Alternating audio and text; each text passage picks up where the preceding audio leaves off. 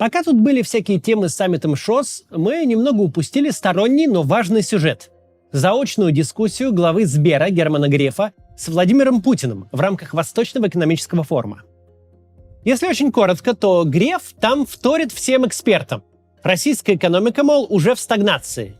А Путин, что для него не слишком свойственно, публично со своим чиновником спорит.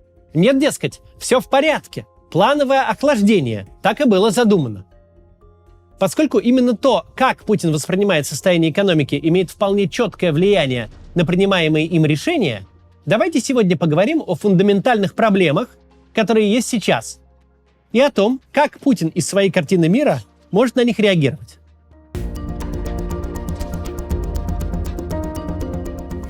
Проблема путинской войны та же, что у путинской системы в целом. Она чрезвычайно дорогостоящая. Система власти Путина держится на покупке лояльности элит. В некотором роде перед нами обратная олигархия. Не деньги дают доступ к власти, а причастность к власти дает доступ к неограниченному количеству денег. Система, в которой ценится не эффективность, а лояльность, где лояльность делает людей миллиардерами, такая система объективно крайне дорога в ежедневном содержании. И с этой же финансовой точки зрения аналогично работает и война. Каким образом удается делать так, чтобы общество спокойно вытесняло войну на периферию жизни? Очень просто. Каждый, кто к войне прикасается, получает за это огромные бонусы. Люди, которые раньше сидели на зарплате в 30 тысяч рублей, приходят на призывной пункт и получают 3 миллиона сразу и 200 тысяч ежемесячно. Семьи погибших получают совершенно нереальные выплаты. Для их детей зарезервированы бесплатные места в лучших вузах страны. Сотрудники военных и смежных предприятий получают зарплаты, которые на их должностях в регионах, где они живут, в глаза никто никогда не видел. Те, кто отправляется на оккупированные территории с какой угодно миссией, хоть укрепления строить, хоть подъезды ремонтировать, хоть храмы расписывать, все они зарабатывают на 10 лет вперед. Ну и, конечно, над этим всем возвышается российская элита, которая прилично потеряла от санкций и изоляции, но должна чувствовать, что выиграла от войны. Должна зарабатывать на постройке заводов, производящих дроны, на строительстве в оккупационных зонах, на обходе санкций. Российская элита получает не только имущество ушедших из России компаний, но и субсидии на то, чтобы это имущество обслуживать. Короче говоря, война эта ведется посредством масштабной раздачи денег. Кому-то в виде контрактов с Минобороны, кому-то в форме льготной военной ипотеки, кто-то получает миллиарды, кто-то сотни тысяч, но все вовлеченные получают сильно больше того, о чем могли мечтать до войны и на что могут рассчитывать без нее. Война всегда очень дорогое занятие, но война, на которой должны зарабатывать все причастные, даже причастные косвенно, это прям другой уровень расходов. А главное, если есть идея войну в таком формате продолжать, вовлекать в нее все больше людей, все больше рабочих рук и производственных мощностей, то никак тут по деньгам не подвинуться. Если попытаешься сэкономить, огребешь большие политические риски. Вон в мобилизацию Путин уже поиграл. И проиграл начисто.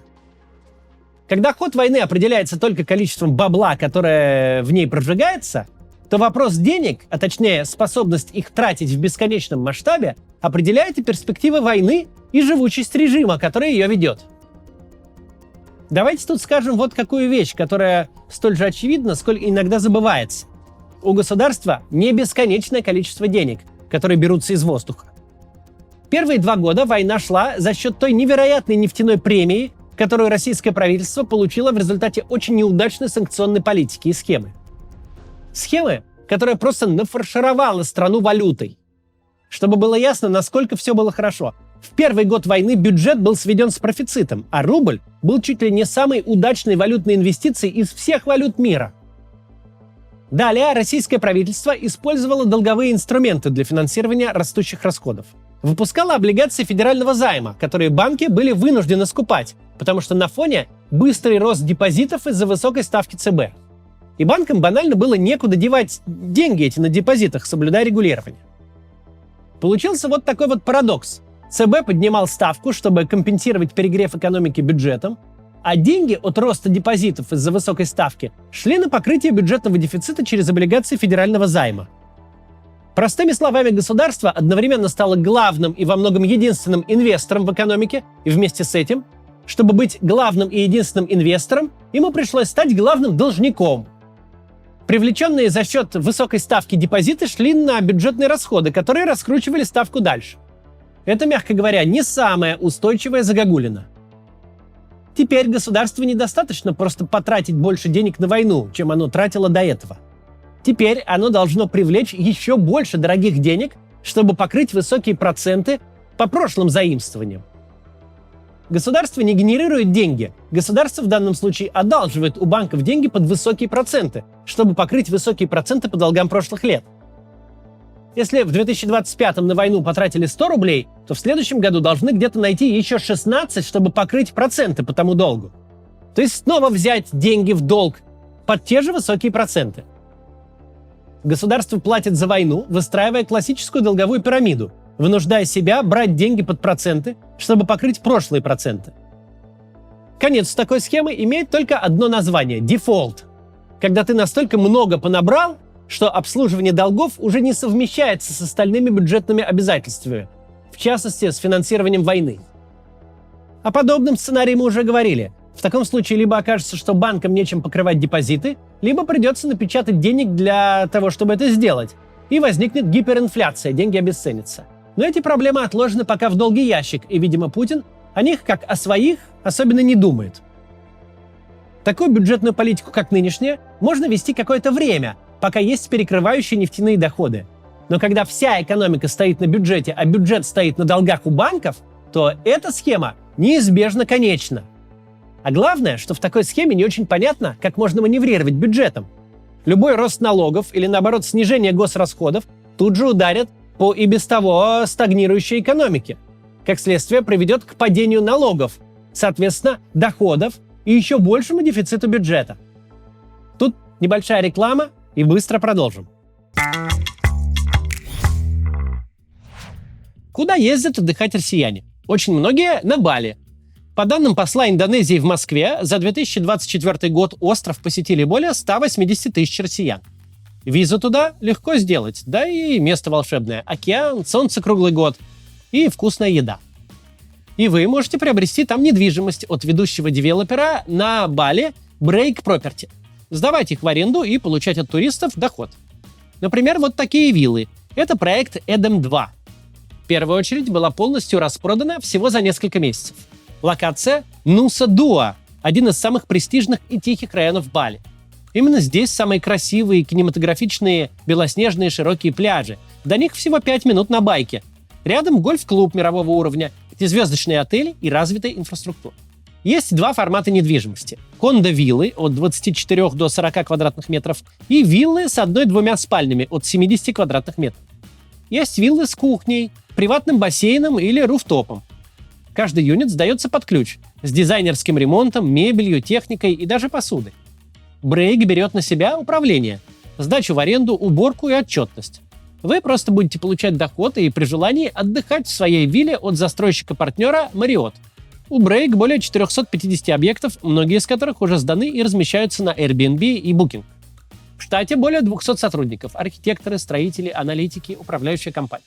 В готовых объектах Брейк доходность от аренды достигает 12-16% годовых в валюте. Также наблюдается рост цен к завершению строительства до 35%. Цены стартуют от $90 тысяч за кондо-виллу и от 170 тысяч за виллу. Первый взнос от 25%, а еще доступна рассрочка без процентов на срок до 2,5 лет. Сделку можно оформить удаленно, без визита на остров. А по промокоду КАЦ вы получите 6 месяцев бесплатного управления, что позволит сэкономить до 18% комиссии. Оставляйте заявку по ссылке в описании, получите подробную брошюру проекта Эдем 2 и зафиксируйте самую выгодную цену на старте. Продолжаем. Разговор у нас о фундаментальных проблемах путинской войны, а именно о бюджетных. Собственно, мы всегда задавались вопросом, в какой степени Путин понимает, что войну в текущем режиме не тянет просто по деньгам. Понятное дело, никаких других тормозов у него нет. Он воюет всем, чем только может. Может обрушить на соседа 800 дронов за день – обрушивает. Может привлечь больше народу на контракт – привлекает. Единственные ограничители для Путина сейчас – это, во-первых, физическая возможность делать то, что он хочет. Например, в августе, согласно подсчетам немецкого экономиста Яниса Клюге, основанном на анализе расходов региональных бюджетов, на фронт было завербовано 35 тысяч человек. Не потому, что не хочется 70 или 100 тысяч, а потому что не мытьем, так катанием, не повышением выплат, так разрешением служить больным гепатитом и ВИЧ развести на контракт удалось только 35 тысяч человек. Пришло бы больше, взяли бы больше. То же самое касается ракет и дронов.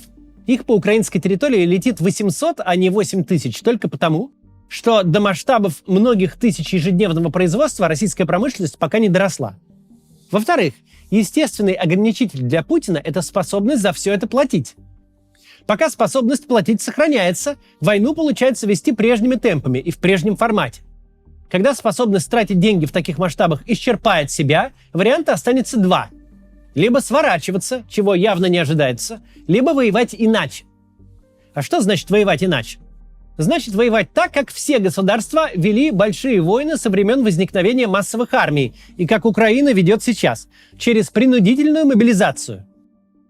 Если станет ясно, что нельзя и дальше просто вот так вот жить с региональными бюджетами, которые сидят в долгах как в шелках, то придется сворачивать все аттракционы невиданной щедрости, связанные с социальными выплатами. Поэтому, когда мы говорим про экономику в контексте войны, мы имеем в виду не только то, насколько вырастут цены, что будет с налогами и зарплатами, какими малоприятными для граждан способами государство будет латать бюджетные дыры. Мы имеем в виду и то, как изменится война. Ответ на вопрос, будет ли у государства избыток денег или не будет, это в первую очередь ответ на вопрос, придется ли государству пойти на принудительную мобилизацию или получится еще какое-то время существовать в режиме, где война – это персональное дело начальства, а участвует в ней только тот, кто хочет заработать. Точнее, даже так. В нашей ситуации гораздо больше зависит не от реального положения дел, а от того, как Путин это положение дел воспринимает и понимает. Насколько он убежден, что у него все хорошо, а война идет ему только на пользу. О чем нам говорит заочная дискуссия Путина с Грефом на Восточном экономическом форуме? О двух вещах. Во-первых, судя по всему, финансово-экономическая часть российского правящего класса может обращаться к Путину только публично. Никакого непубличного метода коммуникации у них, похоже, нету.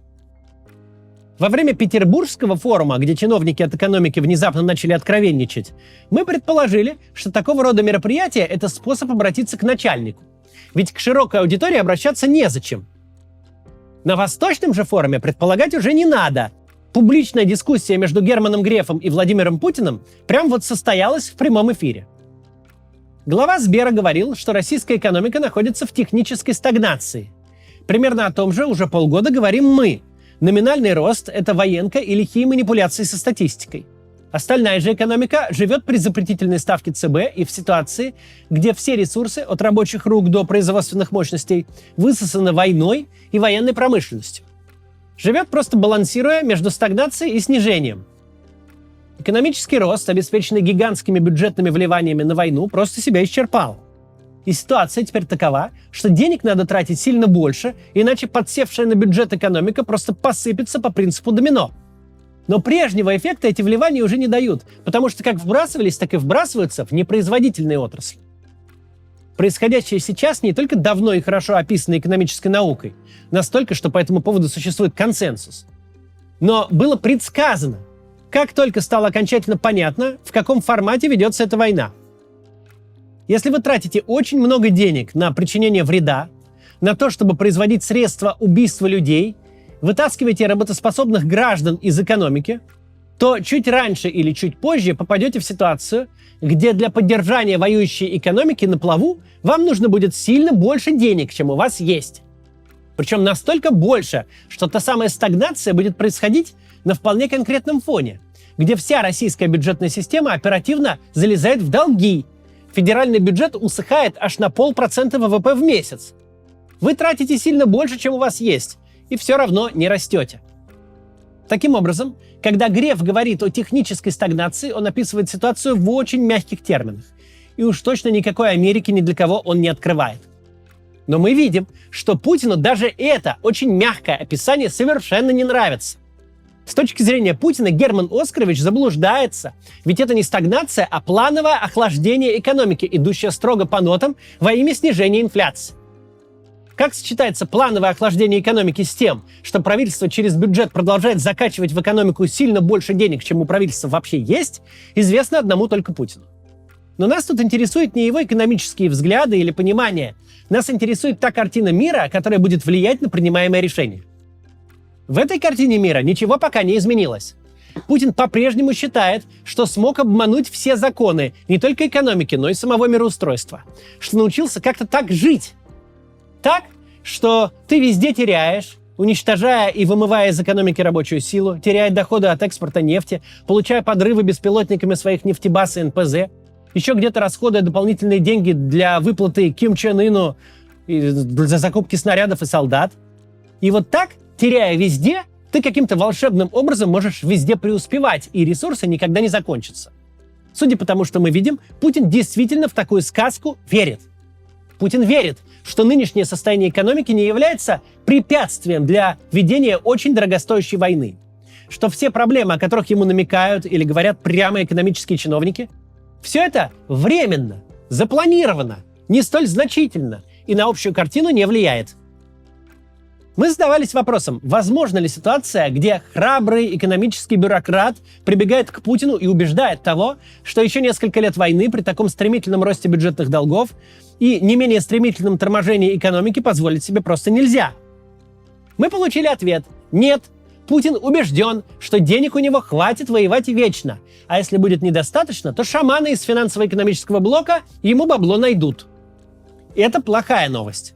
Путин считает, что российская экономика в состоянии вывозить войну на горизонте бесконечного количества лет. Хорошая новость, если в таких терминах тут вообще можно рассуждать, заключается в следующем. Если Путину кажется, что он способен вести дорогостоящую войну, что экономические риски для него не проблема, это значит, что у него нет никакой мотивации брать на себя риски политические. Не нужно ждать, что текущие бюджетные проблемы и крайне мутные перспективы по бюджетным расходам в грядущем году станут для него аргументом сделать войну подешевле. Путин считает, что у него проблем нет. Он не чувствителен к входящей информации о грядущих проблемах. А значит, с одной стороны, не собирается менять свое поведение, а с другой, вряд ли будет склонен в обозримом будущем проблемы себе создавать. Но все может измениться, когда проблемы эти будет видно в реальном мире. Это может скоро наступить, и мы тогда об этом, конечно, сразу поговорим. До завтра!